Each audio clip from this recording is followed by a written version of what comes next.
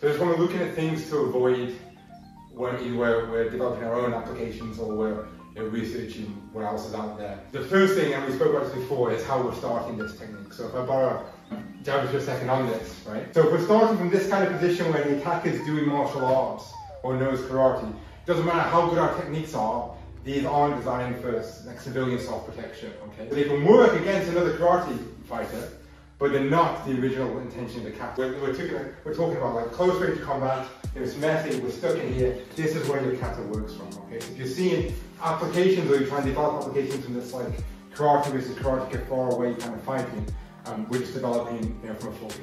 What you need to avoid adding moves which are necessary to make the application work. So we spoke about this before, so if you give me a push here, and I'm in the head, and I would like to shoot over here, I've got this kind of move, but at the end of my drill, then I haven't done anything to harm the partner. So if I strike this in here, my kata doesn't have that move in. It might be a valid technique, but it's not the proper application for that kata. So we've got to make sure that we don't change the kata unnecessarily, and say if you do it from shears. So if I do this, and then after I hit you like this move is never in the kata. So to avoid turning around, you have to add something in there, so that wouldn't count. Okay? So you've got to make sure that your applications don't add moves which are unnecessary. You don't ride turning motion.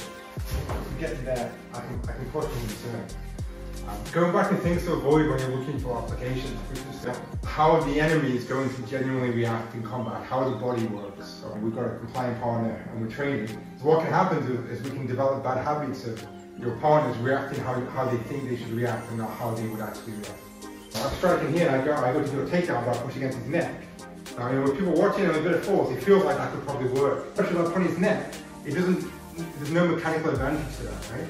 So we've got to make sure that when we do our techniques, I push against the neck, I push against the head. So that gives me that advantage there, and then I can turn and drop. So we just got to make sure that we avoid looking at things where, let's say I pinch the belly here, and then try and do a takedown this way. But the thing is, when I hit this way, that happens, right? So then trying to come back in and do a takedown this way, is in the wrong position. We want to make sure that the enemy is reacting how they really would, not how they think they should.